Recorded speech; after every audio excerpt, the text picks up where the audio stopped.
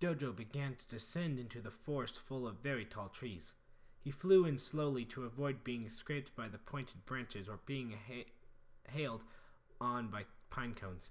Spike, however, full in the moment, was laughing and throwing himself down to the forest, forgetting the panicked ponies on his back. "Hold on tight, every pony!" Applejack shouted amidst the scream. "Lasso Boa Boa!" Unleashing the power of the Shengang Wu, Applejack got the rope to latch around Spike's neck. She pulled hard on the Wu and managed to stop Spike right in his tracks before he hit a tree. He began to gasp for air, and Applejack suddenly loosened the rope. "Sorry about that, partner. We just need to slow y'all down, otherwise that there landing could have been a mite rough." Applejack tipped her hat. "I understand. Sorry, guys," Spike said, still catching his breath. The ponies hopped off his back, and he returned to normal size. Jojo and the monks followed shortly afterwards. "Oh my," Rarity gasped. "My hooves are going to get awfully muddy." She jumped up onto a nearby branch and hung on for dear sanitation. "I'm not coming down until I have shoes on my hooves," she demanded. "We haven't got anything you could wear, Rarity," Umi said. "Although I do understand that a female as yourself would be highly concerned about the muddy ground. Realistically, it is of no worries." Rarity glared at Umi with fire in her eyes. "However, I am willing to donate my shoes to you if it means you will help us to look for the Shengang Wu," he smiled. "Oh, Umi, that is very kind of you. However, dear, I have 4 hooves and you only have 2 feet. She laughed, instantly forgetting her rage. "No problem. I always carry around a spare pair." Umi's smile widened as he pulled another pair of shoes from his robe. Rarity accepted Umi's shoes and awkwardly affixed them to her hooves. It took some struggling, but they fit eventually. They began their search for the beaver braces. "So what exactly are we looking out for?" Twilight asked. "The scroll looks like it showed a pair of dentures," Clay recalled. "With large front teeth," Raimundo added. "Like these?" Pinkie said, smiling widely to her friends. Her 2 front teeth had enlarged massively. "Beaver braces!" She began to bite at a tree, then chopped the whole thing. She quickly jumped up it as it fell and shredded it to the top to stop it from collapsing to the ground. But a strange force pulled her further forward. She ended up with her teeth attached to the end of the magnet attached to a glove. The other wearing the glove was Wuya. The beaver braces began to glow. "Who for who?" Pinkie spat, not being able to speak properly. Wuya just stared at the smiling pink pony. She then smiled and mumbled to herself. The time has come. I don't know who's saying anything. Oh. "I, Equestrian, am Wuya, Witch of Darkness," she cackled. "I know who you are," Pinkie continued to spit. "You're evil." "Well done. I suppose no introductions will be needed, except for your name," she said.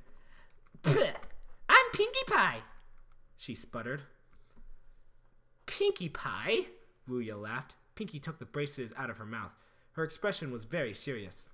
"I, Pinkie Pie, challenge you, Wuya, to a Xiaolin Showdown," she shouted. "I accept. Name your challenge." Wuya laughed again. Pinkie looked at her surroundings, taking note of what could be suitable for the environment. "Collecting wood. We cut down trees. The one with the most logs collected after 3 minutes wins," she says. "All right, I wager my Sword of the Storms," Wuya replied. "What do we have on us, guys?" Pinkie asked.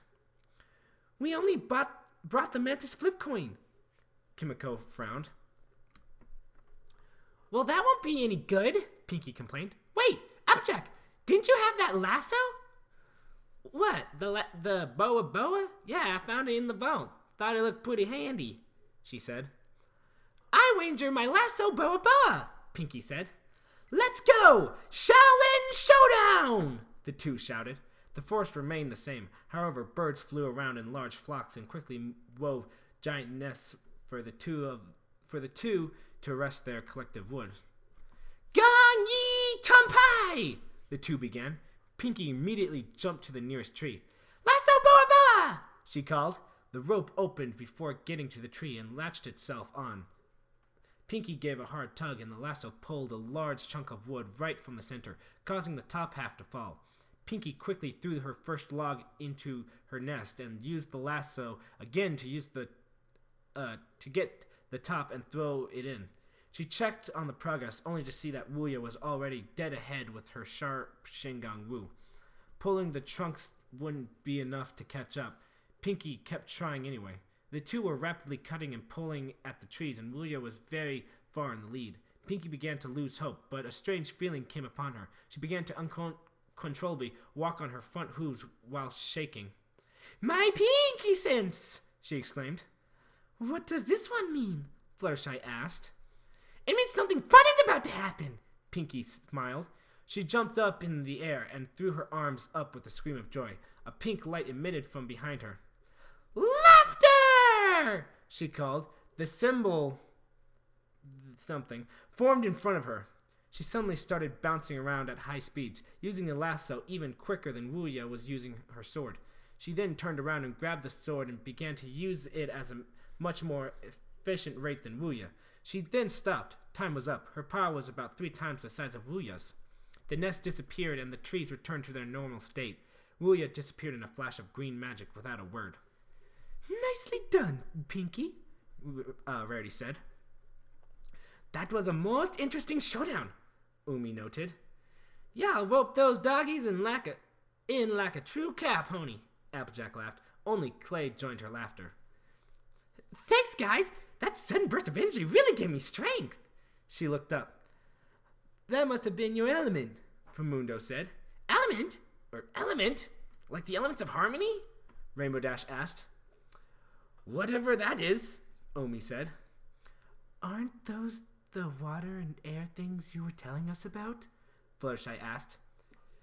Yeah, they all represent a different element, Dojo explained, calling on it to boost their chi. Well, we must already know ours, as Pinkie was laughter. It must correspond with the elements of harmony, Twilight said. The ponies nodded in agreement. Can you enlist it at will? Rarity asked. Indeed, Umi replied. Well, we should be getting home, Spike said, loving to grow to his bigger form. The Xiaolin dragons climbed on their dragon's back and flew back to the temple. The elements of laughter, Master Feng responded to Pinkie's recap of their search for the beaver braces. Yes, Master Feng, Pinkie nodded. We will have to put these elements into practice, he commented. All right, guys, let's go! Pinkie jumped up.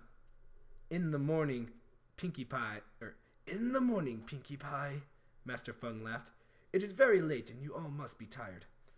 Oh, yes, sir. Sorry, Master. Pinkie calmed down. Everyone simply laughed and went to their beds for the night. The next day would be packed with new training for the ponies for the perilous quest ahead.